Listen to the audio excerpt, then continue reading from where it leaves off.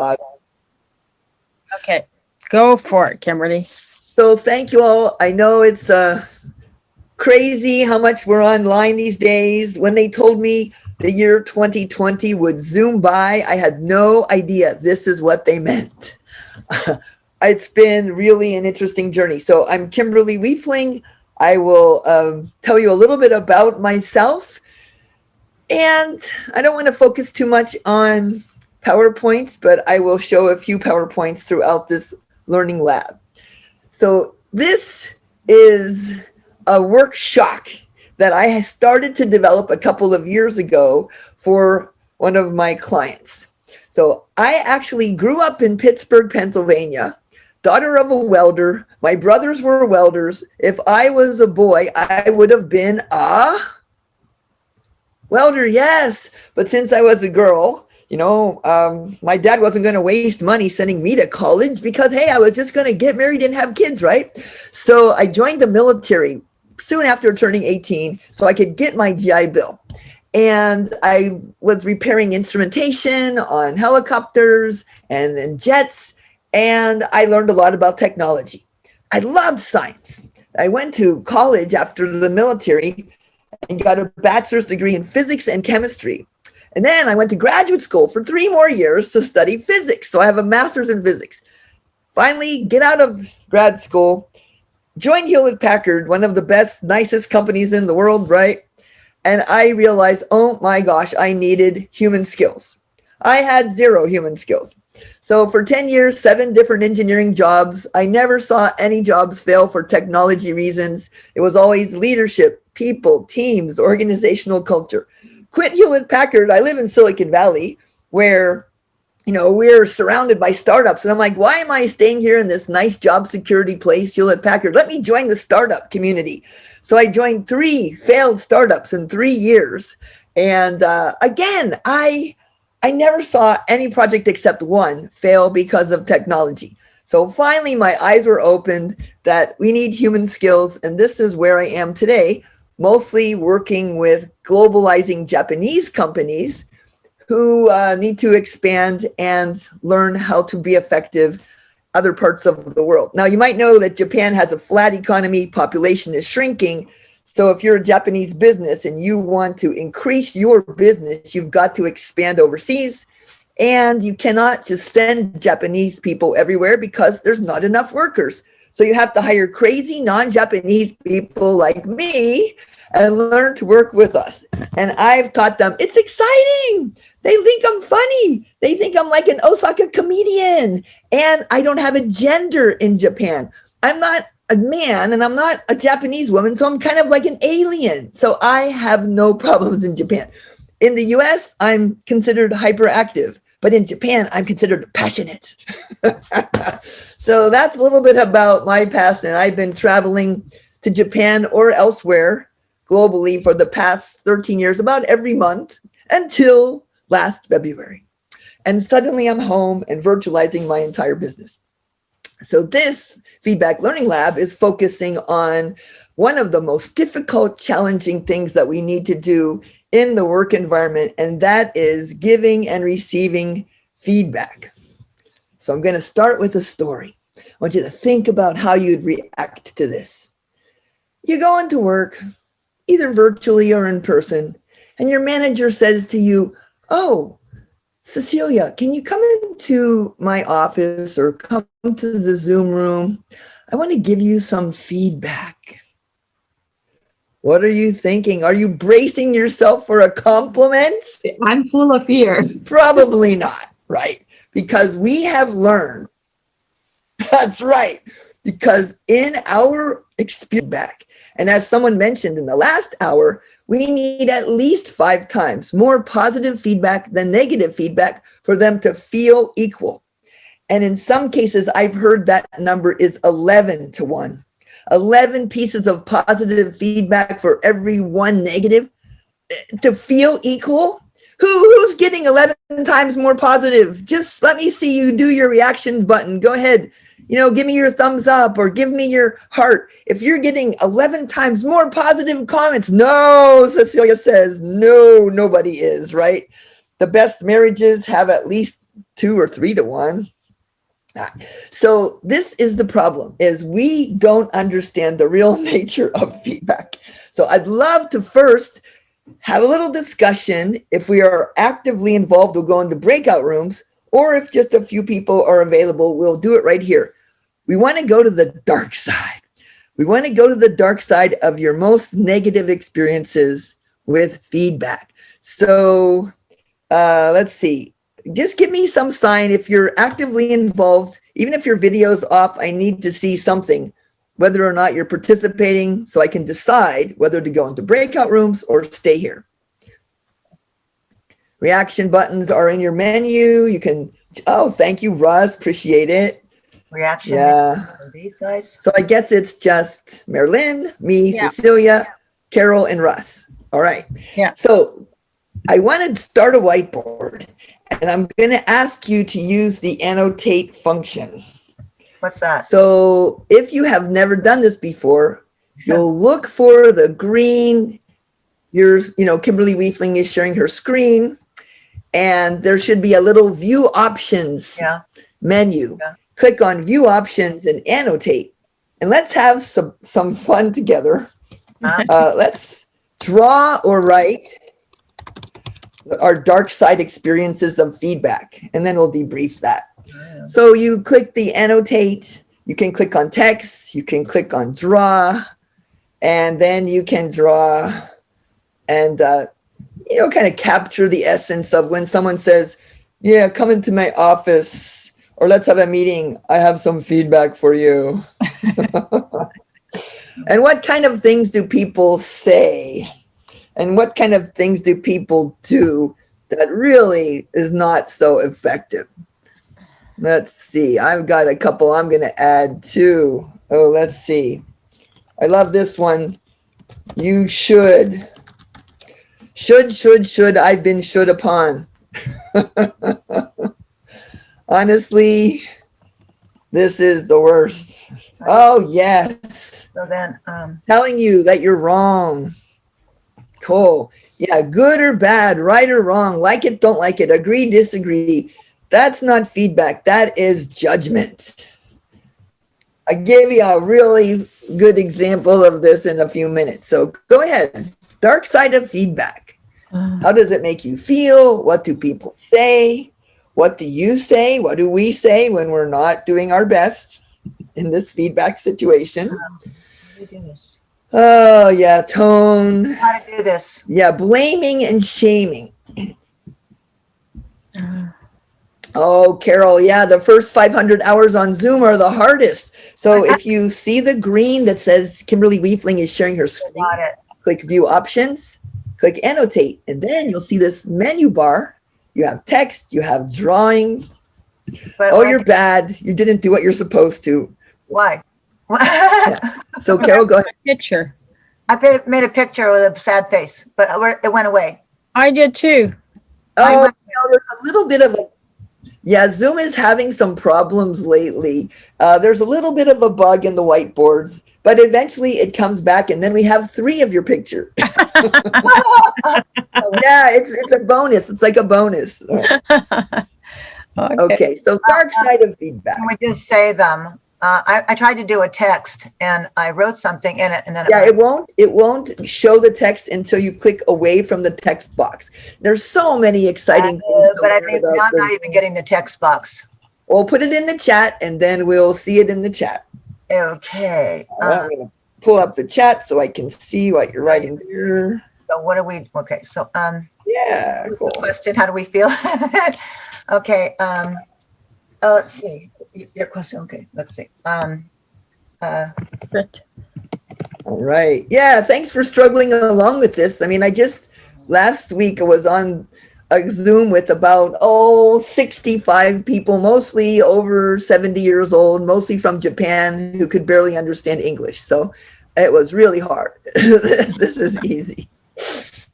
All right. So let's just look at what we've got here. And I'm also pulling up the chat. Yeah, left me feeling down and not wanting to cooperate. Ooh, yes, right on. It's really amazing the impact it can have. So I'm going to put that in the board. Negative comments after I ask a question makes me feel really put down. Right on. Right. So these are typical mistakes that people make in giving feedback. It's the language that we use, it's the tone of voice, and it's the context in which we deliver it that is so critical. Well, let me just save this beautiful work of art and I will share that later. Whoops. So, yeah, it's really easy to do this wrong. And only about 30% of human beings can hear negative feedback without experiencing the same brain function as physical pain. So I'm talking about physical pain lighting up our brain the same as this kind of negative feedback. So here's what some people do. Oh, they're just not going to take that chance. They're not going to risk it. So they give no feedback. Or in some cultures like Japan, they only give corrective, how to improve feedback. So one of my clients said he was working for a new manager for 6 months. No feedback, good or bad. And, people want some feedback. If you don't tell them what they're doing right, they might stop doing it. So he goes into his manager's office. And of course, his manager's checking email, as many managers do, believing somehow that email is real leadership. So he's checking email and he says to his manager, "Hey, I've been working with you for 6 months and how am I doing?" And the manager stops, looks up and says, good. Can you imagine? This person is starving for some feedback. In fact, if you actually give people some feedback on status and progress against a clear goal, they will put out 60% more discretionary effort. So here these people are starving for feedback. And I strongly believe the reason we don't get feedback is because people are trying to be kind. They know they're terrible at giving feedback and they don't want to risk the relationship. So they just say nothing. But that is a recipe for disaster. So let's learn about the language of feedback. So let's put some things in the chat, language that people say that's not effective. So I mentioned some things. They use language of good or bad. Anything else? No, they use language of right and wrong. Yeah, right and wrong. Even expressing like it or don't like it can be a little dangerous if you're commenting on something that is core to someone's identity. Like my mother, my favorite feedback. My mother says to me 2 years ago, "Kimberly, you should cut your hair. Your hair's too long for an old woman." Oh, is it feedback? I don't think so. So now there's a difference between feedback and criticism. Can anyone explain what you think is feedback versus criticism? How can you tell the difference? Thank you, Carol, for loving my hair. I'll give you an example of how my mom learned to change her criticism into feedback, and then maybe you'll see the distinction. When she learned to give feedback, she said, "Kimberly, I know it's really important to you to make a good impression in front of the audiences that you speak to. And I think maybe a shorter hairstyle would be more aligned with your brand." Ah! I cut my own hair. So what's the difference? Carol, you looking like you're really getting into this. What's the difference between criticism and feedback based on that example? Well, she was making you feel, she's making you feel good by not putting you down at first. She was trying to give you a positive way. So there's also that. I mean, the ultimate goal, which is the action, is just a way of getting somewhere else. So these two things. Thank you.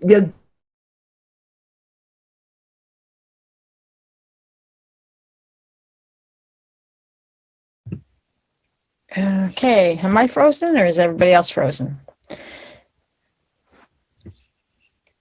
Okay, well, they're just taking a bit of a break and I'll just continue on having this little conversation by myself. So and then you say to people, "Please enter your ideas. If you were absolutely committed to helping me achieve this goal that really matters to me, what advice would you give me? What should I start doing? What should I stop doing? What should I do more? I'm doing something right. I should do it more.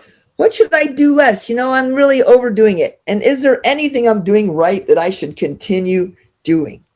And this is something that if you have people who know you, you can have everybody. Check this out. Can you see how many there are? You can have 10, 20, 50, 100 people all putting their goals there. And then you can say, wander around, people, select this person. I usually put a picture of the person on there so they know who it is.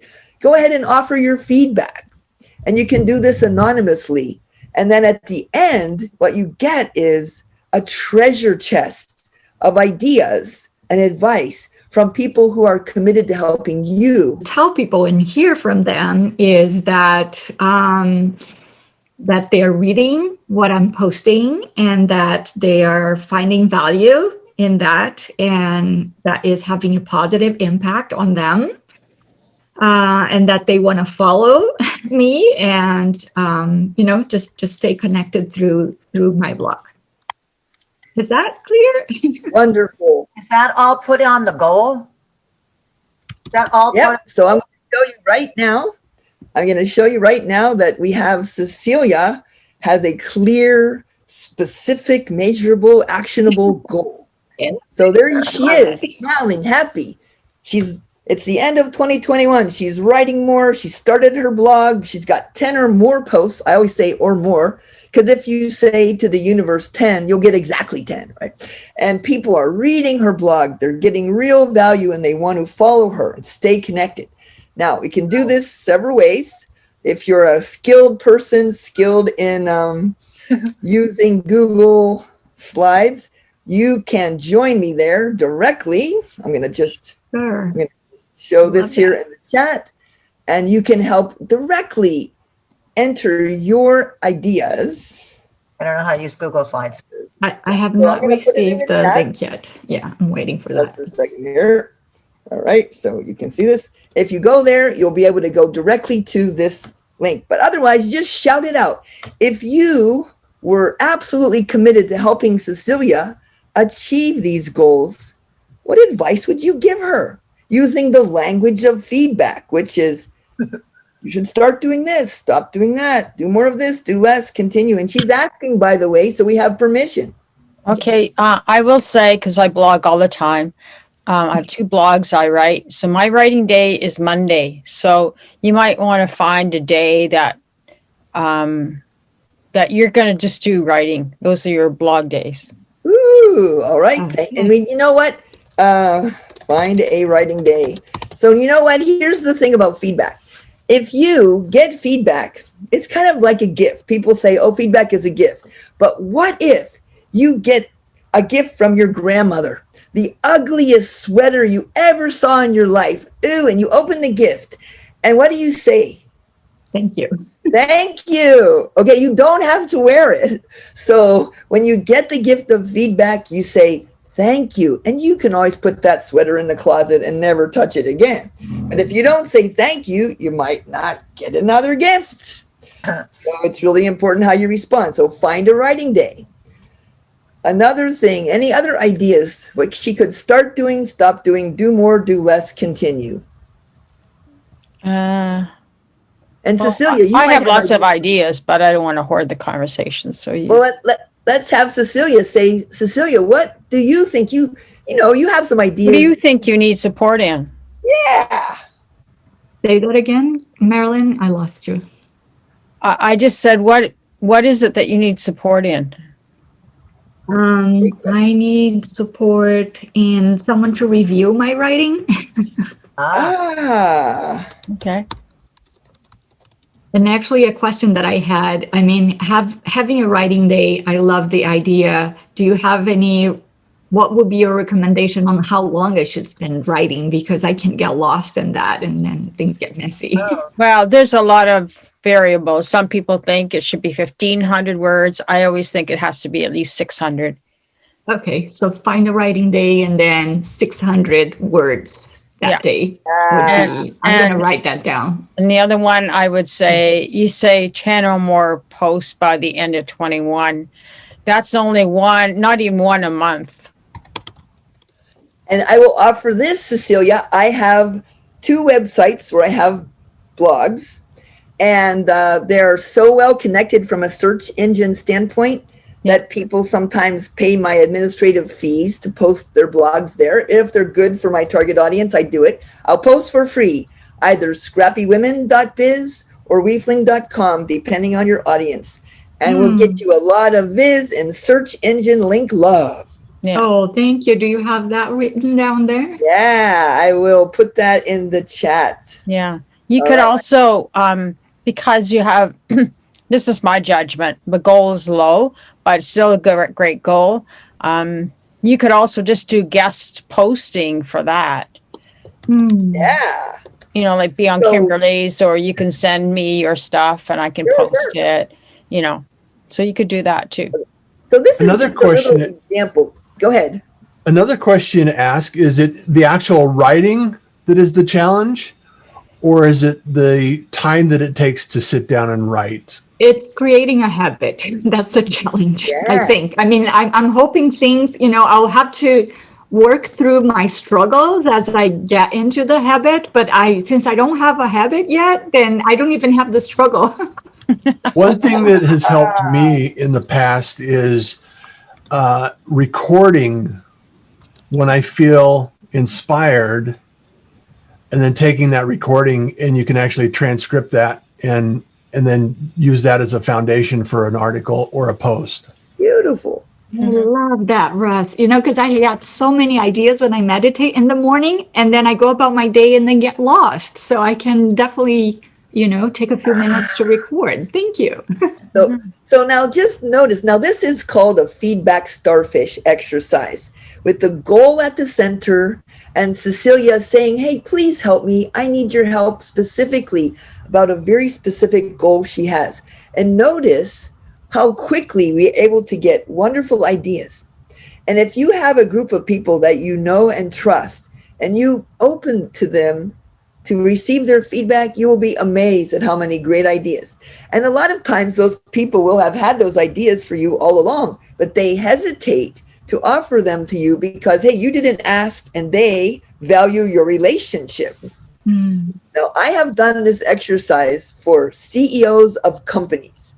And I have them come in and say, please help me be the kind of leader I admire. And here's the kind of leader I want to be. And they give very specifics about their goals. And then they leave the room, of course. And we come in and we anonymously say, start doing this, stop doing this, do more, do less, continue. And when they get that flip chart or that marked up version of the electronic feedback, they grab it like it's a treasure because they almost never get feedback. Now, that's one of the challenges. If you're in a position of power and you expect people to give you honest feedback, good luck with that. I used to work for the CIO of a large company. You would know the name, so I won't say it. And his people, his vice presidents, would complain to me every month when I interviewed them about he did this and he did that and he's not doing this and he's not doing that. And so I would go to him and I would say, you need to ask your people to directly give you feedback. And he said, oh, I do, Kimberly. I'm like, no, you go to them the next one-on-one and you say to them, how have I disappointed you in the last month?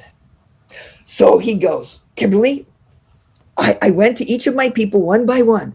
I asked them, how have I disappointed you in the last month? And you know what they all told him? Oh, you haven't disappointed me. Join the meeting. It's too dangerous. It was too dangerous for them. So using a tool like the feedback starfish, which allows people to, first of all, shapes the language to be the language of feedback and makes it anonymous, can help overcome some of those challenges, especially creating a bit of psychological safety where that matters most. I'd love to hear any questions or comments at this point Oh, it's before we wrap up this piece. I got another one that's really good. Oh, I think it's really good, Kimberly, just the way you're, suggesting ways for us to do this. I mean, I could see us taking this little exercise, maybe you giving us a little mini workshop after it. I'd be open to, getting you to do that. Or if you're willing to do that. I'd be happy to do it. I love that kind of thing. And if we can have, more people who are actively engaged and on video, Yeah. we can go into Yeah, breakout rooms and we absolutely. can do these things more richly. Yeah. Now, I just want to say one more thing about the language of feedback, because the language is so crucial because people are so sensitive. We don't talk about good or bad, right or wrong. I like it, I don't like it. I agree or disagree. That is the language of judgment, and that leads to feelings of blaming and shaming. The language of feedback sounds like this. Here's what's working. It's working, it's effective. Keep doing it, do more of it. Here's what's not working. It might be fine in other circumstances, but it's not effective. So maybe you should stop doing it or do less. Here's what's missing. That for me, I think if we added this, it would really increase our ability to achieve your goals. And if anything were possible, I don't know if it's possible, but if anything were possible, here's what I would instantly wish for to change. So what's working? What's effective? What's not working? What's not effective? What's missing? We should act possible, but if it were, here's what I would wish for. That is the language of feedback.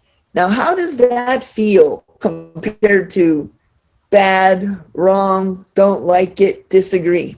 Mm-hmm. Can you feel the tone? Yeah, because you're owning it. What's the emotion? You're owning it. And And feels- we're taking feels it like completely out of the realm of emotion. Good. Yes, there's a delay. Yeah. It feels like there's something I can do about it. Yes. If someone tells you you're fat, what can I do? Or you're ugly, or you're unskilled. Well, it's like, that's my identity. This is who I am. But if somebody says, hey, you know what? You might want to, if you really want to lose weight, Kimberly, which I do, you might want to make sure your refrigerator only has healthy foods and don't purchase these kinds of things, and try the intermittent fasting that's worked for me. Great. Just ideas, right? So it's service. It's in service to the other person's goals. Mm-hmm. So now, the next time someone asks you for feedback, be careful. When people say, oh, can you give me some feedback? No, not until you tell me what are your goals that you're asking for my feedback to support. I'm not falling into that trap. That's a trick. Because even if they think they want it, remember, only 30% of people can hear negative feedback, what they perceive as negative, without the same neurons lighting up as physical pain. Now, let's go on to my favorite kind of feedback, positive feedback. This is the kind of thing that we should be practicing 5 times more than negative, or 11 times more than negative. And I ask people all over the world, please raise your hand if you are receiving 11 times more positive feedback at work than negative. No one raises their hand. How about 5 times more? No one raises their hand. How about 2 times more? Almost nobody raises their hand. How about 1 to 1? Hey! And then I ask people, well, why aren't we using more positive comments, positive feedback, appreciation, and recognition? I mean, are they deducting $1,000 from your paycheck every time you say something nice or kind or positive? What is stopping us? I would love to hear your theories. What is stopping people from using the power of positive comments, appreciation, recognition? Chief Kindness Officer, give us your insights. So for me, I'm sorry, we're both go chief ahead, kindness Tina. officers. Go ahead. Well, for me, I think it's first thing is lack of role modeling. We don't have that in our culture, unfortunately. And then we don't have good examples, and then it doesn't become become natural to us. Mm-hmm. And here's what Marilyn would have to say. Well, I was just going to say, I think it's because we tend not to, because we're so, like, in some ways we're programmed to be negative, but at the other side of the coin, I was think about, okay, if I'm going to talk to that person, how would I would like to receive it? And if I'm always making a judgment or criticizing, then they're not going to be receptive to me. So I guess part of it is either educating myself to be better, or it's about, if we're not speaking appreciative, kind words, it's because we think we're being weak. Some people think that's a weakness rather than. Oh, people confuse kindness with weakness. I tell people I'm 51% kind and 49% bitch. Don't push it. Kindness and weakness are not the same thing. Yeah. Yeah. Any thoughts, Russ, from you? I love the conversation, and some of the things that I always look at is how do you navigate through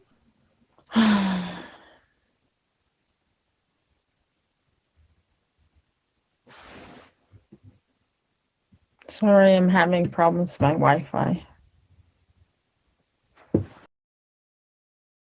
bringing that to the front of the conversation, and the things that you're not as skilled at, let's find out who you can receive help from, in order, just like the start of the conversation when I joined, is there are different teams and talents you can tap into in order to accomplish your goal.